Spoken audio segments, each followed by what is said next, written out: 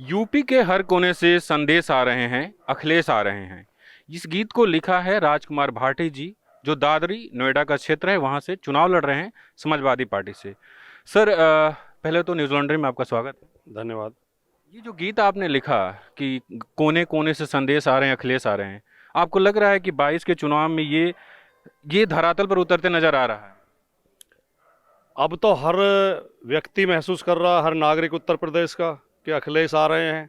मैंने 6 महीने पहले महसूस कर लिया था। मैंने तब लिख दिया था कि यूपी के हर कोने से संदेश आ रहे हैं, अखिलेश आ रहे हैं, अखिलेश आ रहे हैं। इस आपको क्यों लग रहा है, या जो आप कह रहे हैं कि यूपी के जनता को लगने लगा है, क्यों लग रहा है? मुझे और यूपी के हर नागरिक को इसलिए लग रहा है कि 5 साल योगी आदित्यनाथ जी ने केवल लोगों को अपमानित किया है, प्रताड़ित किया है, मुकदमे दर्ज किए हैं, आरोप लगाए हैं, उन्हें देशद्रोही बताया, हिंदू विरोधी बताया, पाकिस्तानी बताया, खालिस्तानी बताया। केवल ये काम करते रहे। ठोक देंगे, मार देंगे, गाड़ देंगे, देश से भगा देंगे। कोई पॉजिटिव शब्द एक नहीं बोला योगी जी ने, जो बेरोजगार नौजवानों के लिए बोला हो, हमारी बहनों के लिए बोला हो, किसानों के लिए बोला हो। तो कोई कायदे की बात, कोई सकारात्मक बात, कोई प्रगतिशीलता की बात योगी जी के मुंह से हमने कभी नहीं सुनी। भाईचारे की बात, मोहब्बत बढ़ाने वाली बात, देश की एकता अखंडता की बात। ठोक देंगे, मार देंगे, नफरत फैलाना, आरोप लगाना, लाल टोपी वाले गुंडों को सुधार दूंगा, समाजवाद और सेकुलरिज्म में हमने ख़त्म कर दिया है। समाजवाद और सेकुलरिज्म इस देश के आधार हैं, संविधान के आधार हैं। इसलिए उनके उत्पीड़न से परेशान होकर लोग, उनकी जो नेगेटिविटी है उससे परेशान होकर लोग चाह रहे हैं कि अखिलेश यादव आए। भाटी जी, अभी जिस गांव में आप हैं, यहाँ 2018-19 के लोकसभा चुनाव में बोर्ड लगा था कि बीजेपी के लोगों का आना मना है। इस गांव को यहाँ के सांसद महेश शर्मा ने गोद भी लिया है। आप क्या देखते हैं, गांव में कुछ काम हुआ है? और या इसके अलावा जो विधायक हैं यहाँ के, उन्होंने ऐसा क्या काम नहीं किया जो आप करेंगे और आपको लगता है कि जनता परेशान है? ये इस गांव का नाम कचेड़ा है। ये हमारे क्षेत्र का बहुत बड़ा गांव है। लगभग 7,000 से ज़्यादा यहाँ पे वोट हैं। और इस गांव को जब से भारतीय जनता पार्टी के सांसद ने गोद लिया है, इस गांव के साथ इतना अन्याय हुआ है कि ये बराबर में हमारी वेब सिटी बन रही है इसी गांव की ज़मीन पे। जिन किसानों ने ज़मीन बेची भी नहीं है, जिनकी ज़मीन ली नहीं गई है, उन पर जबरन कब्जे किए गए, उनके खेतों में गड्ढे खोद दिए गए। और हमारे किसानों ने, इसी गाँव के किसानों ने जब विरोध किया तो लाठियाँ बजा के उन्हें जेल भेज दिया गया। उनकी दिवाली जेल में बनी। ना तो विधायक मदद के लिए आए, ना सांसद मदद के लिए आए। इस गांव में कोई विकास नहीं किया उन्होंने, कोई सड़क नहीं बनाई, किसी बच्चे को रोजगार नहीं दिया। पुलिस का उत्पीड़न यहाँ है, रिश्वतखोरी यहाँ है, लोग हर तरीके से परेशान हैं। जो गोद लिया था वो गोद में ही, अभी पैदल नहीं चल रहे कोई भी गांव। और केवल ये गांव तो एक प्रतिनिधि के तौर पर आप देख लीजिए, पूरे क्षेत्र के हर गाँव में आपको यही हाल मिलेगा। इस बार देहात में बीजेपी की जमानत जब्त होने जा रही है। बीजेपी को लोग हटाना चाहते हैं। स्वास्थ्य व्यवस्था की यहाँ पे क्या स्थिति है? कोरोना में लोगों की क्या स्थिति रही? कोरोना में यहाँ पर प्राइवेट अस्पतालों ने खुली लूट की। भारतीय जनता पार्टी के नेता के यहाँ पर 6-7 अस्पताल हैं। उन अस्पतालों को निरंकुश छोड़ दिया गया। उन्होंने मनमर्जी के दाम वसूले।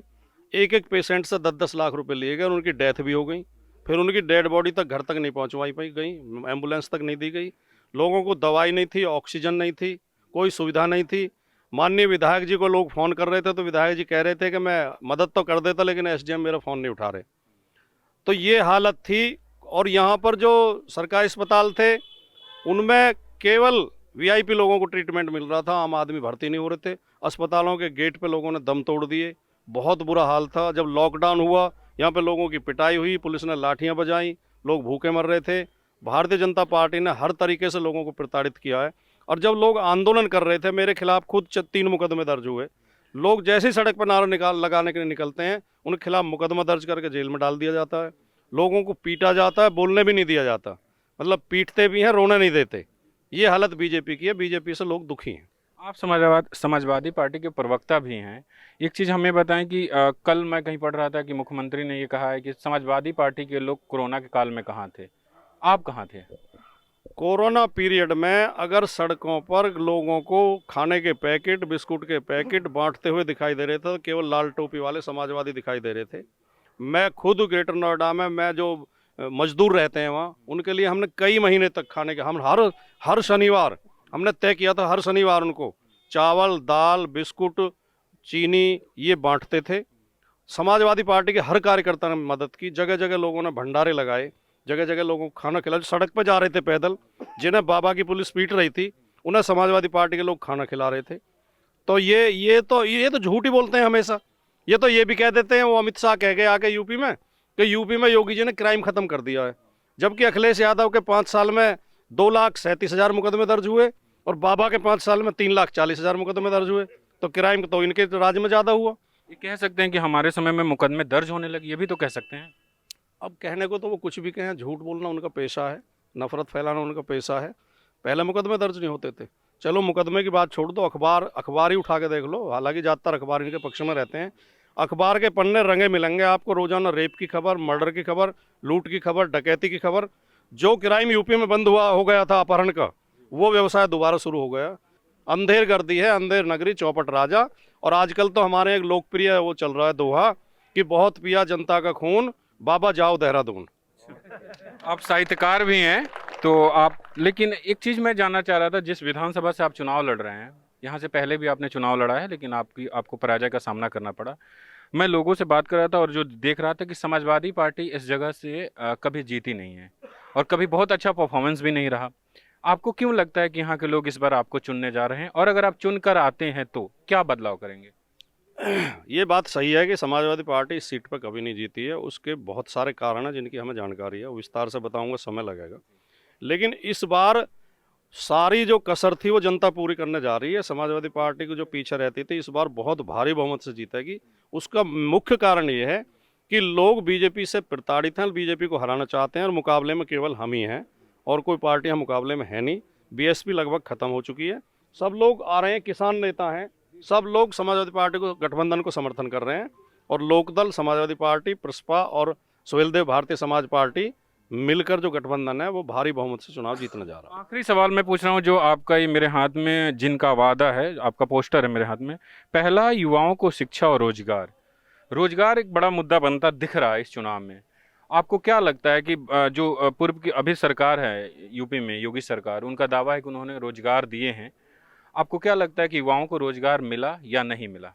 देखिए, सरकार जी की जो घोषणाएं होती हैं वो सरकारी नौकरी की होती हैं। सरकारी नौकरी अखिलेश जी ने ज़्यादा दी थी, इन्होंने दी नहीं है, फर्जी बात करते हैं। इनकी ज़्यादातर भर्तियां कोर्ट में अटकी हुई हैं, 15 भर्तियों के पर्चे आउट हुए हैं।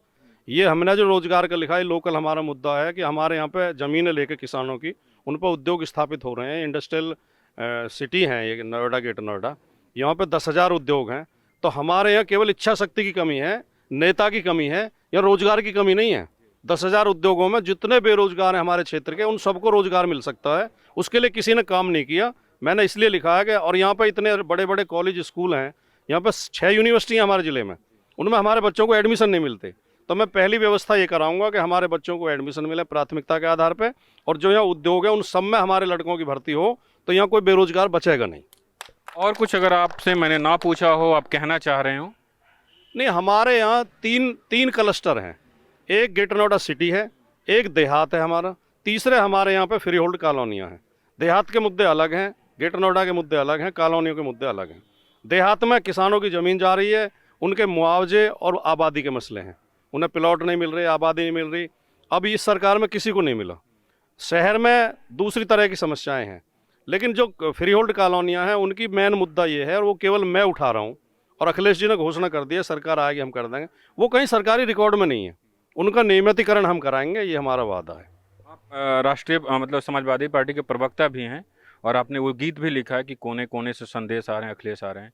आपको लगता है कि 10 तारीख को जो नतीजे आएंगे आपके पक्ष में होंगे? मुझे 100% लगता है। ये सीट तो हम कम से कम 1 लाख वोट से जीतेंगे, लेकिन उत्तर प्रदेश में हम 300 से ज़्यादा सीटें जीतने जा रहे हैं। समाजवादी पार्टी की सरकार भारी बहुमत से आ रही है। बहुत बहुत शुक्रिया राजकुमार भाटी जी। मीडिया से आपकी सबसे बड़ी शिकायत क्या है? यही ना कि वो आपकी बात नहीं करता, आपकी खबरें नहीं दिखाता। इसका इलाज ये है कि मीडिया में आप इन्वेस्ट करें, ताकि मीडिया आपकी बात करे। सब्सक्रिप्शन आधारित मीडिया इसका जवाब है।